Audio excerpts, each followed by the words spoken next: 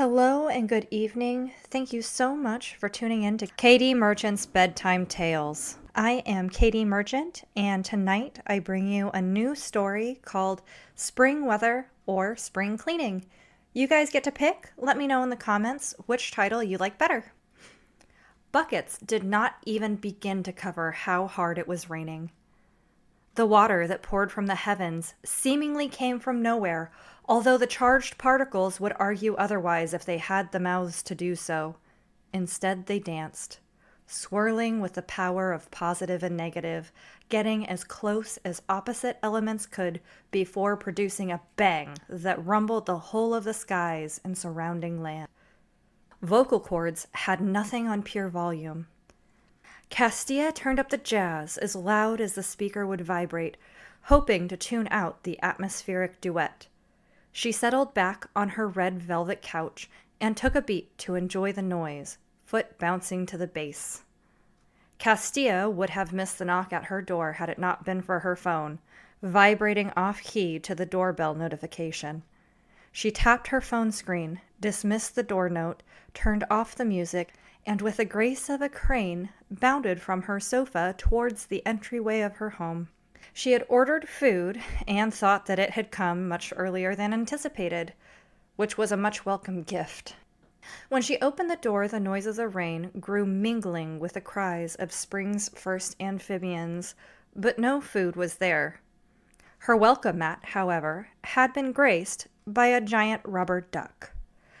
The inanimate duck was about the size of a small poodle and had been decorated in neon rainbow glitter that made a checkerboard pattern.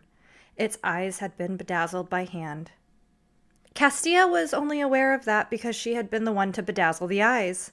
The duck had been a gift to her high school sweetheart. She picked up the once cherished object and was flooded by positive memories.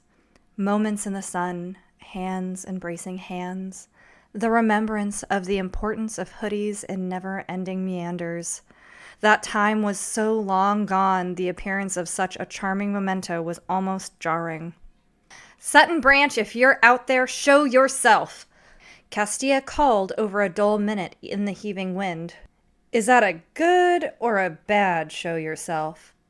"I can't quite tell with your tone," Sutton's deep tenor answered from around the pillar that framed the garage.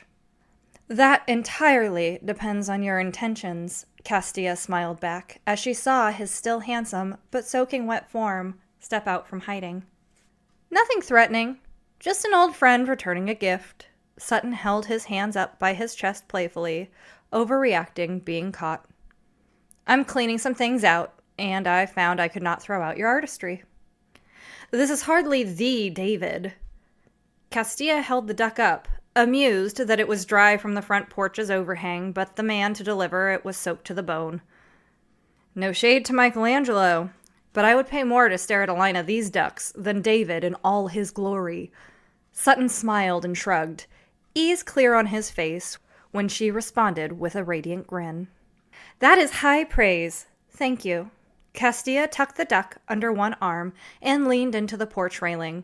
A bolt of lightning touched a tree about 500 feet away, and the passion released a groan so marvelous it rattled the windows.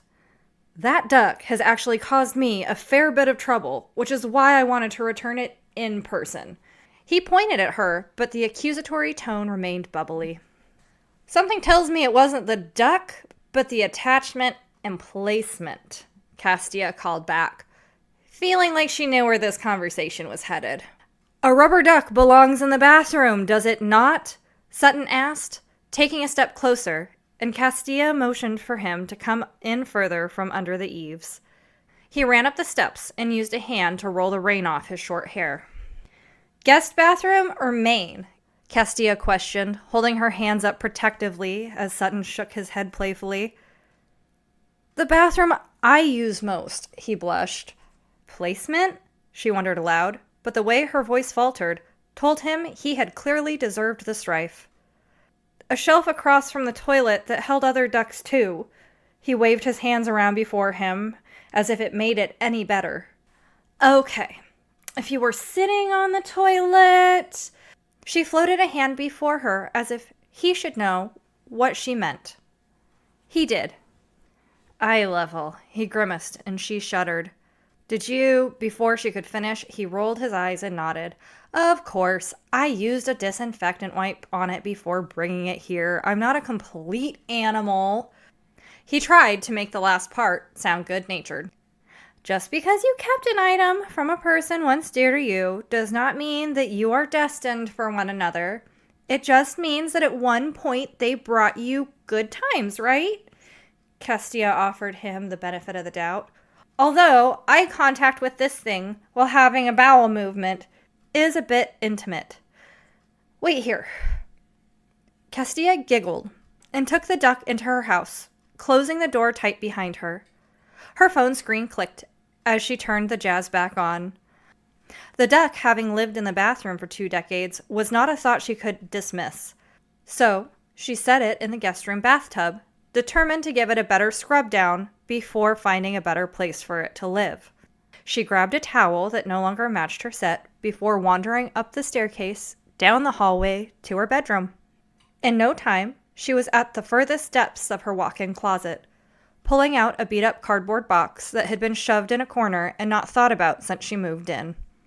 She popped up the top and pulled out a small wooden box. Inside was a pin of the alien Glitch, a cartoon character beloved by both of them. Kestia kissed the cold enamel, held it to her heart, then placed it on top of the clean towel before almost skipping back to the front door. She composed herself, opened the door, and proffered the towel with the old treasure. You kept that? Sutton's eyes grew wide, and the smile on his lips was so full of warmth, Kestia had to remind herself that there was some time needed before this dance could continue as he accepted the towel and trinket. The difference is, I buried it in the closet and didn't put it on for display, Kestia said with a laugh. She couldn't figure out if that was sweet or alarming. The jazz warbled warmly behind them, the trumpet setting such a mood that Sutton couldn't help but reply.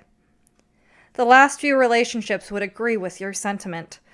He laughed at himself, tossed the towel around his neck, and carefully looked at the pin. How about you take that back since you brought back my duck, and we will call it an art trade, Kestia stated, like it settled the whole matter. That's perfect, he said, while rubbing water from an ear. I wonder then. He paused as he turned bright red. While we're settling strange old debts, I think I ditched you on our last date. Kestia's heart quickened. It felt like a stab of pain opened up the old wound within. She glared at him. That's right. The bitterness in her voice told him exactly what he needed to know.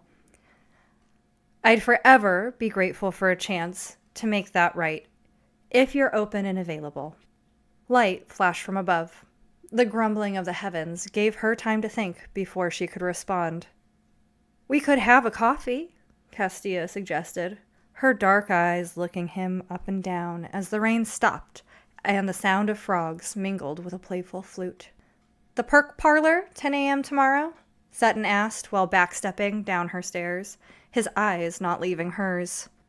I'll meet you there. She waved as he turned, the thick smell of petrichor adding an extra dose of dopamine to the newfound pulse of hope. Kestia watched the lights of his car blink out of sight as he pulled out of her driveway. She turned the music up, spun to her couch, and plunged back into the velvet cushions, ever so gracefully, letting the vibration of the music ease her into the thoughts of positive opportunities tomorrow would bring. Thank you so much for taking the time out of your day to listen. If you liked what you heard, please take the time to like, follow, comment, or do what you do to get things known. Thanks so much. I hope you sleep well. Night-night.